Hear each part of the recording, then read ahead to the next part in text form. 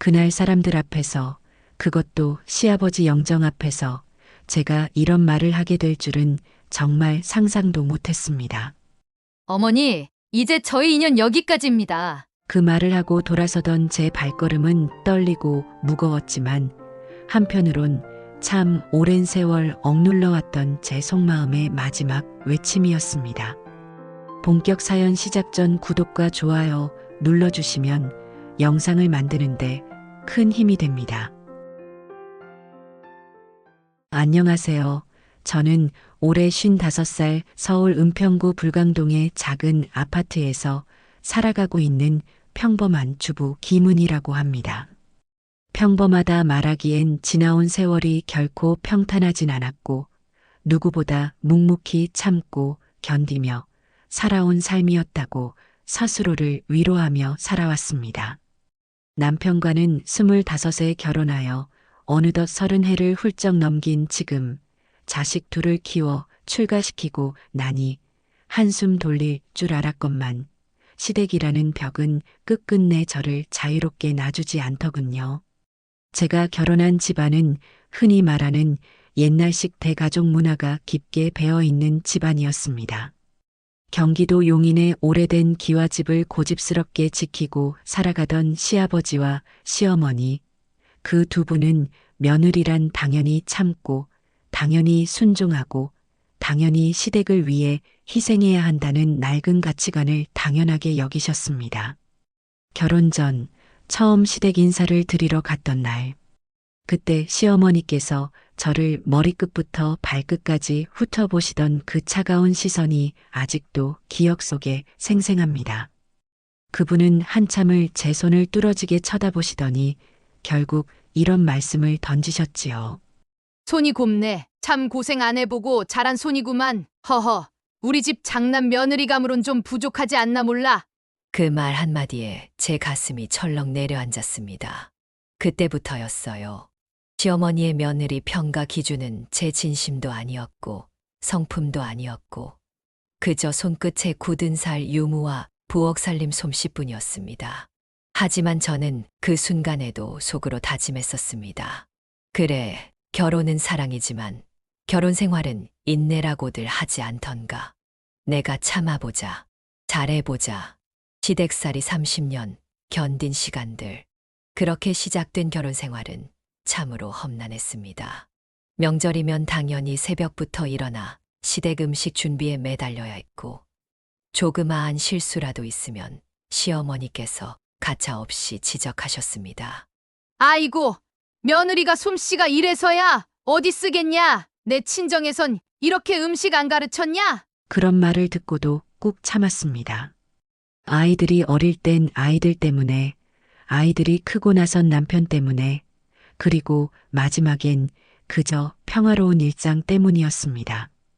시아버지 장례식, 운명의 날.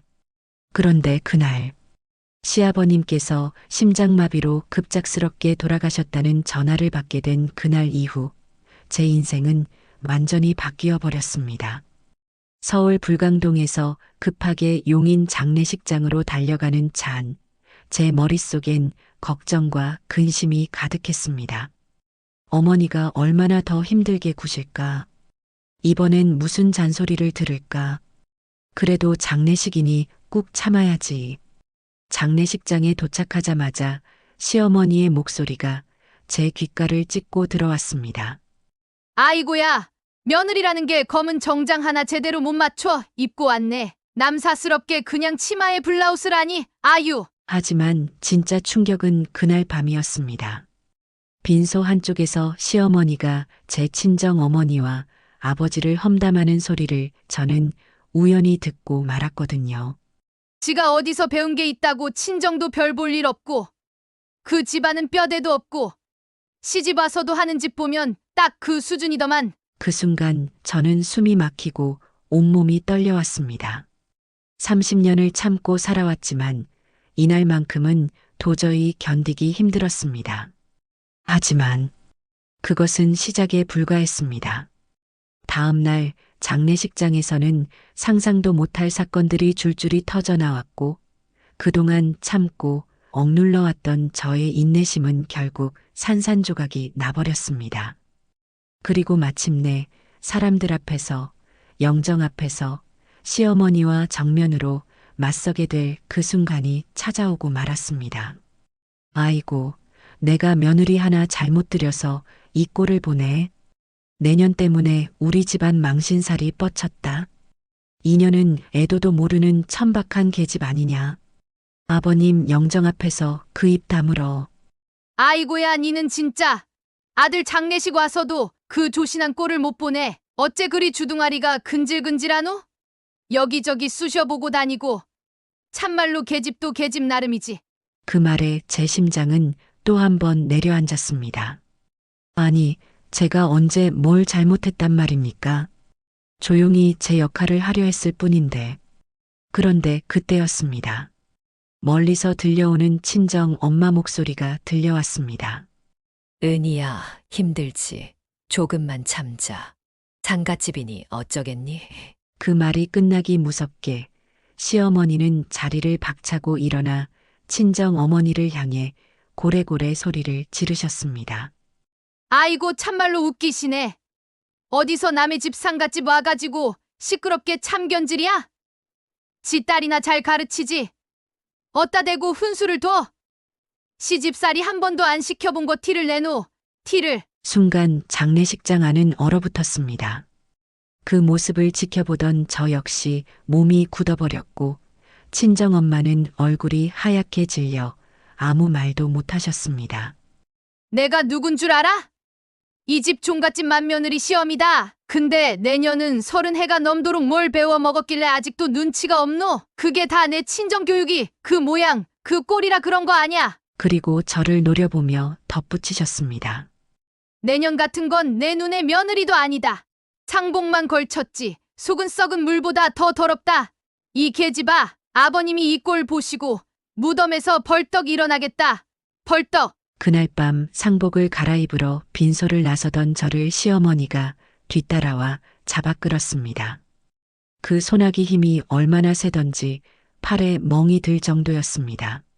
너 여기서 못 나가. 내년이 무슨 낯짝으로 장례식장 마당을 어슬렁거리노? 지금이라도 저 밖에 나가서 큰절 올리고 내 앞에 무릎 꿇어. 사람들 다 보는 데서 네 죄값 받아야 안 되겠나? 그때였습니다. 제 안에 30년 넘게 눌러왔던 감정의 뚜껑이 열려버린 겁니다. 이게 사람 사는 집입니까?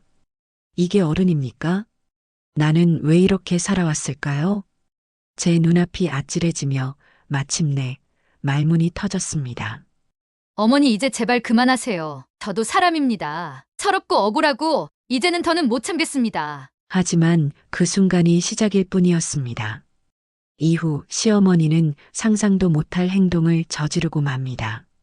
그리고 저는 시아버지 영정 앞에서, 장례식장 가득 모여있던 사람들 앞에서 마침내 이런 말을 내뱉게 됩니다.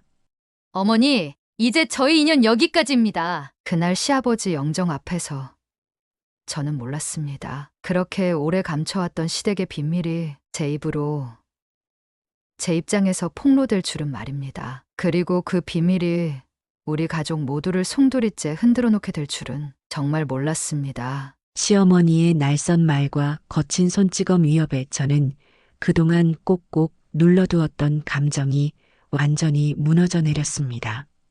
그 순간 제 입에서는 삼켜왔던 진심이 쏟아져 나오고 말았습니다. 어머니, 정말 그만 좀 하세요. 제가 뭘 그렇게 잘못했습니까? 저도 30년 넘게 이 집 며느리로, 아내로, 엄마로 최선을 다하며 살아왔습니다. 그런데 그 순간 장례식장 안에 있던 친척 어르신들, 시댁 쪽 먼 친척들, 남편, 아들, 딸, 그리고 저의 친정 식구들까지 모두 조용히 저희를 주시하고 있다는 걸 깨달았습니다. 그리고 저는 생각하지도 못했던 말을 내뱉고 말았습니다.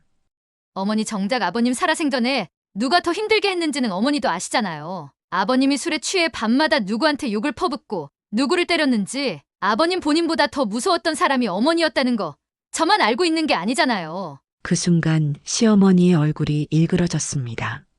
뭐야, 인연이? 감히 어디서 그런 소리를 입에 담아? 저는 더는 멈추지 않았습니다.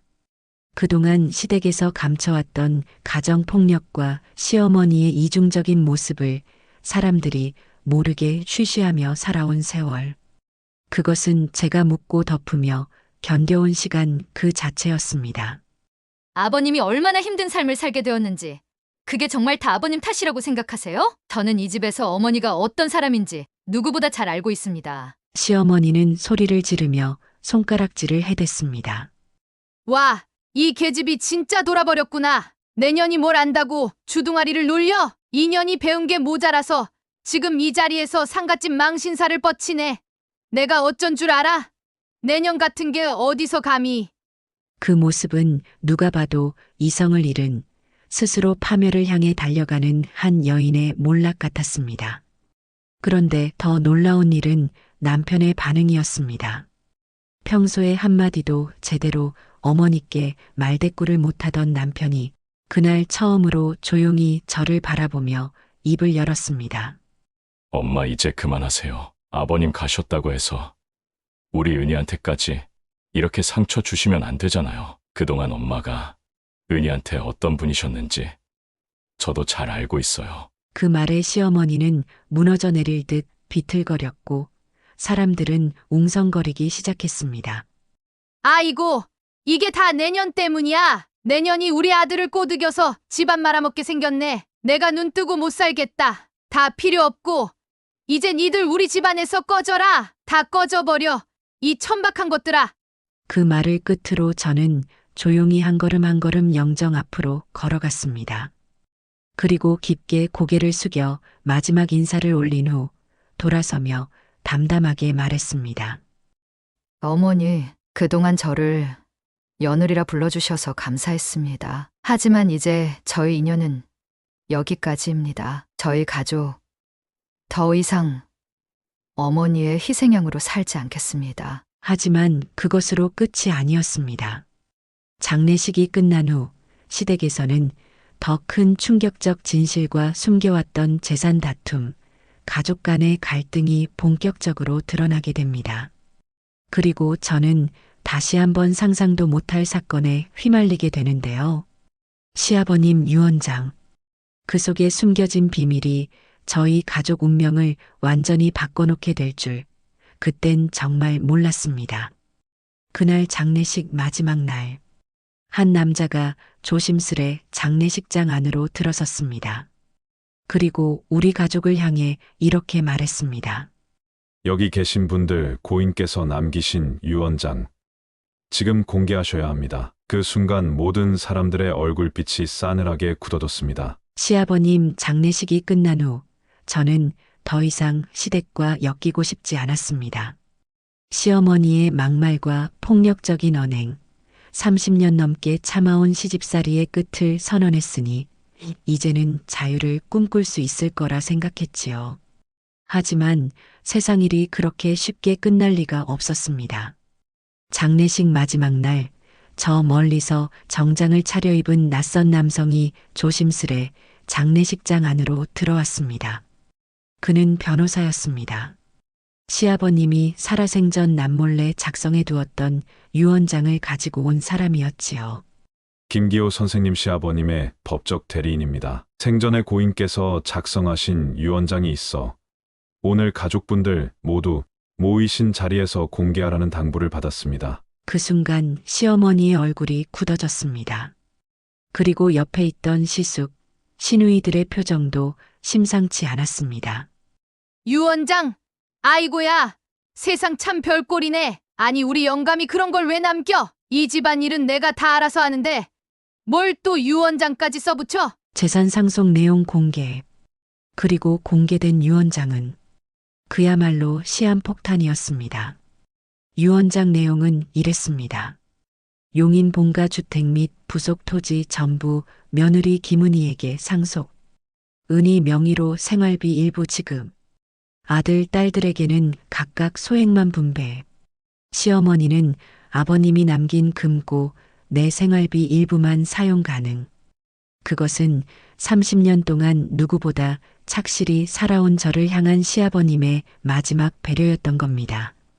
아이고, 이게 미쳐 돌아가네. 내가 이 집 종갓집 맏며느리 시험이여. 근데 내 눈에 피눈물 나게 해. 지가 뭘 했다고 이 집 땅을 홀랑 가져가? 그깟 며느리가 무슨 주인 행세야? 그리고 저를 향해 도끼 서린 눈빛으로 이렇게 외쳤습니다.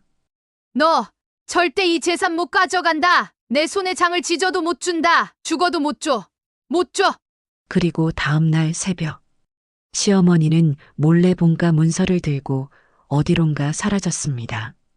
경찰에 신고하라는 주변 사람들의 만류에도 불구하고 남편은 결국 시어머니를 찾아 나서게 되었지요. 그리고 그 과정에서 밝혀진 진실. 변호사는 저희 가족에게 추가로 전달한 녹음 파일이 하나 있다며 마지막으로 재생을 권유했습니다. 그 파일 속 시아버님의 목소리는 너무나 평범하고 담담했습니다. 내가 죽은 후에도 내 마누라 성질머리는 안 고쳐질 게 뻔하다. 그래서 은희한테 재산 맡긴다. 그 애가 그나마 가족을 지킬 사람이다. 순간 장례식장 안은 눈물바다가 되었습니다. 저는 그 녹음 파일을 들으며 처음으로 시아버님께 진심으로 감사의 눈물을 흘렸습니다. 그리고 다짐했습니다. 그래, 이제 나도 내 삶을 살아야겠다. 누구 눈치도 보지 않고 누구에게도 휘둘리지 않고. 하지만 그것으로 끝이 아니었습니다. 시어머니는 본가 문서를 들고 사라진 채 더 큰 계략을 꾸미고 있었고, 저와 남편은 시댁 재산을 둘러싼 법적 다툼, 상속소송, 가족의 분열이라는 더 거대한 소용돌이에 휘말리게 됩니다. 그리고 마지막 순간, 시어머니의 충격적인 진짜 과거와 감춰진 또 다른 비밀이 드러나게 되는데요. 그 진실은 상상조차 하지 못했던 일이었습니다. 그날 저는 믿을 수가 없었습니다. 그토록 완고하고 독하던 시어머니가 사실 과거에 상상도 못할 삶을 살아온 여자였다는 걸, 그렇게 아프고 처절했던 그녀의 진짜 얼굴을 저는 너무 늦게야 알게 되었습니다. 장례식 이후 시어머니는 본가 등기 문서와 도장을 들고 홀연히 사라졌습니다. 남편은 부모님 집 근처를 샅샅이 뒤지며 시어머니를 찾았고, 저는 서울에서 변호사와 상의하며 상황을 수습하기 위해 동분서주했습니다. 알고 보니 시어머니는 용인 인근의 한 부동산 사무소를 찾아가 등기 이전을 시도하고 있었던 겁니다. 이 땅은 원래 내 거야. 내가 이 집에 30년 넘게 뼈 빠지게 살았어. 그녀는 며느리 주제에 뭘 안다고 다 가져간다고 난리야. 그 자리에서 신고를 받고 출동한 경찰과 부동산 사무소 직원들이 말리자 시어머니는 욕설과 울부짖음으로 사무소를 아수라장으로 만들어버렸다고 합니다. 결국 저희는 시어머니를 상대로 법적 대응에 나설 수밖에 없었습니다. 시아버님 유언장이 법적으로 아무런 하자가 없었기 때문에 본가 재산은 저에게 상속되는 것이 마땅했지만 시어머니는 끝까지 인정하지 않았습니다.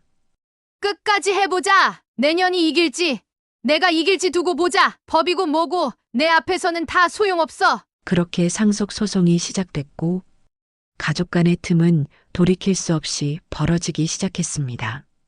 시숙과 시누이들은 각각 자신의 몫을 챙기기 위해 시어머니 편에 붙었고, 남편은 이런 상황에 절망하며 결국 저에게 이런 말을 털어놓았습니다. 은희야, 우리 가족 도대체 언제부터 이렇게 돼버린 걸까? 내가 너무 바보였나 봐. 엄마 뒤에 숨어서 아무 말도 못하고 그렇게 살아온 게 너무 부끄럽다. 그러던 중 저희 변호사에게서 연락이 왔습니다. 김은희 씨, 시어머니 과거에 대한 자료가 하나 나왔습니다. 혹시 아시는지 모르겠지만 시어머니께서 과거에 개인 파산 신청을 했던 기록이 있습니다. 게다가 충격적이게도 시어머니께서 과거에 아이를 하나 잃은 기록이 있습니다. 그 말에 저는 숨이 멎는 것 같았습니다. 자세히 알아보니 시어머니는 젊은 시절 집안 사정으로 아이를 유산할 수밖에 없는 고통스러운 일을 겪었고, 그 사건 이후 마음의 문을 닫아버린 채 세상을 증오하며 살아온 것이었습니다. 그녀의 독설과 폭력, 억압적 행동 이면엔 그런 지독한 상처와 고통이 깃들어 있었던 겁니다. 그 사실을 알게 된 저는 참으로 복잡한 마음에 사로잡혔습니다. 그래서 그랬구나. 그 상처가 어머니를 그렇게 만든 거구나. 하지만 그럼에도 불구하고 저는 생각했습니다. 그렇다고 해서 30년 넘게 나를 괴롭혀온 일들이 정당화되는 건 아니잖아. 그런데 그 순간 남편에게서 또 하나의 충격적인 소식이 전해졌습니다. 은희야, 엄마가 너한테 몰래 한 짓이 더 있어. 이건 그냥 넘어갈 수가 없을 것 같아. 엄마가 너 몰래 내 친정아버지에게 믿을 수 없는 일을 했더라. 진실은 모든 가족을 또다시 충격의 도가니로 몰아넣게 됩니다. 그리고 마지막 순간 시어머니와 저 두 여자의 삶과 상처, 그 모든 이야기가 정면으로 맞부딪히게 됩니다.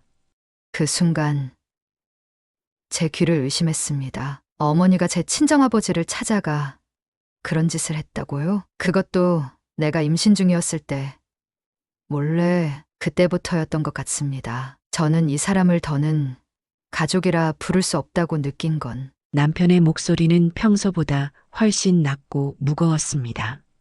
은희야, 엄마가 너 임신했을 때 친정아버지한테 몰래 찾아갔었대. 그때 아버님 돌아가시기 전 집 담보로 대출 받았다는 이야기 기억나지? 그게 사실 엄마가 꾸민 일이래. 순간 머리가 띵해졌습니다. 어머니가 우리 친정을 건드렸다고요? 그것도 제가 가장 힘들고 불안정했던 시기에 자세히 알아본 결과 시어머니는 제가 첫 아이를 임신하고 안정기를 보내던 시절 남편이 직장을 그만두고 잠시 무직이던 상황을 빌미로 친정아버지를 찾아갔습니다. 사돈 양반, 며느리 그 집 딸이지 않습니까? 애 낳고 먹고 살 길이 막막해요. 잠깐 우리 집 담보 잡아서 대출 좀 받아주이소. 이쪽 사람은 다 알잖아요. 피는 못 속인다고. 그렇게 시어머니는 친정아버지를 설득했고 저희 친정집은 보증을 서게 됐습니다. 그리고 그 일은 아무에게도 말하지 않았습니다. 무려 12년간이나요. 저는 그동안 아무것도 모르고 살았습니다. 친정 부모님은 제게 부담을 주지 않으려고 끝까지 말하지 않으셨던 겁니다. 그러다 결국 얼마 전 아버지가 병상에 누우시면서야 남편에게 그 사실을 털어놓으신 겁니다. 사위야, 은희한테는 말하지 말고 그냥 내가 조용히 갚아줘. 그땐 내가 어쩔 수 없었어. 시댁 어른이 찾아와서 그렇게까지 하는데 내가 내 딸이 욕먹는 건 못 봐주겠다. 그 이야기를 들은 저는 처음으로 소리내어 울었습니다. 분노가 아니었습니다. 그건 너무도 깊은 슬픔이었습니다. 세상에 믿을 수 있는 사람은 단 하나, 부모라고 믿었는데 그분들마저 그렇게 상처받고 침묵하며 저를 지켜주고 있었다는 사실에 가슴이 미어졌습니다. 결국 저는 시어머니를 찾아갔습니다. 본가가 아닌 지금은 작은 전세방으로 이사해 혼자 사는 시어머니. 문을 열자마자 시어머니는 저를 째려봤습니다. 뭐야? 이젠 날 조롱하러 왔냐? 그 말에 저는 평정심을 유지하려 애썼지만 목소리는 떨렸습니다.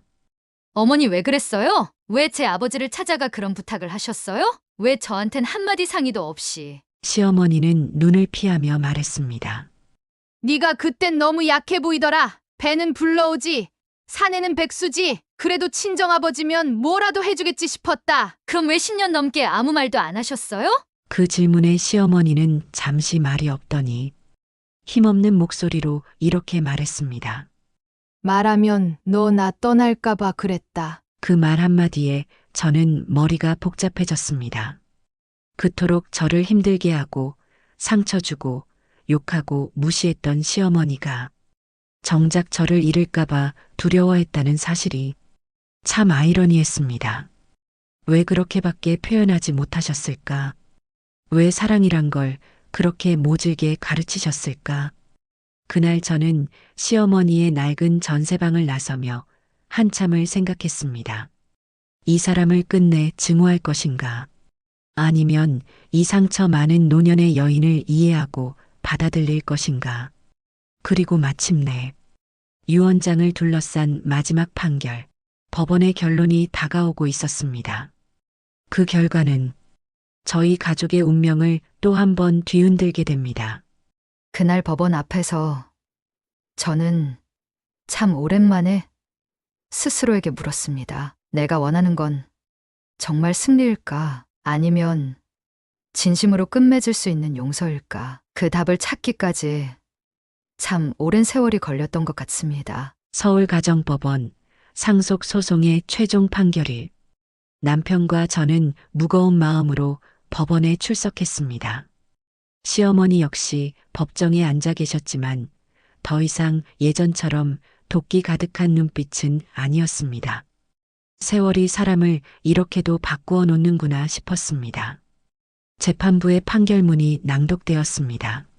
피고 김은희에게 용인 본가 및 부속 토지 일체의 상속을 인정한다. 피고는 원고 시어머니에게 매월 생활비 일부를 지급하고 원고는 본가 재산에 대한 권리 주장을 포기한다. 그 말에 시어머니는 고개를 푹 숙였습니다. 승리였습니다. 법적으로도 현실적으로도 저는 모든 걸 지켜냈습니다. 법원에서 나오는 길, 시어머니가 저를 불렀습니다. 은희야, 혹시 가능하다면 염치 없다만 내 제사상은 내가 차려줄 수 있겠니? 그 말에 저는 발걸음을 멈췄습니다. 제사상이라니요, 어머니? 시어머니는 허탈한 미소를 지으며 말했습니다. 그냥 나는 그랬다. 네가 그냥 참 미웠다. 이제와 미안하다. 이런 말하는 것도 우습지만 내가 너한테 참 많이 못되게 굴었잖니. 근데 사람 마음이란 게 참 간사해. 그렇게 미워해 놓고도 죽을 때쯤 되니까 또 네가 제일 그립고 생각이 나더라. 그 말에 저는 마음 한 구석이 저릿하게 울려왔습니다. 용서는 결코 쉬운 일이 아니었습니다. 하지만 미움만 남겨서 떠나보내는 것도 참 가슴 아픈 일이란 걸. 30년이 넘는 세월이 저를 가르쳐 주었지요. 네, 어머니. 그렇게 할게요. 어머니, 돌아가시면 제사상은 제가 차릴게요. 몇 달 후 저희 가족은 다시 일상으로 돌아왔습니다. 시어머니는 조용히 혼자 사시다 몇 년 뒤 평온히 눈을 감으셨습니다. 그 마지막 길에 저는 기꺼이 상복을 입고 아들, 딸과 함께 장례를 치렀습니다. 그리고 본가 작은 마당, 시아버님과 시어머니 영정 앞에 서서 속으로 이렇게 중얼거렸습니다. 고맙습니다. 어머니, 아버님. 저를 며느리로 받아주셔서. 그리고 이제는 저도 저만의 삶을 살아가겠습니다. 지금 저는 용인 본가에서 남편과 함께 작은 농장을 가꾸며 살고 있습니다. 아이들도 종종 내려와 웃음꽃을 피우고 가끔은 시어머니가 그리워지는 밤도 있습니다. 그분도 어쩌면 그 나름대로 저를 사랑하려 애썼던 게 아닐까? 이제 와서야 그런 생각이 듭니다.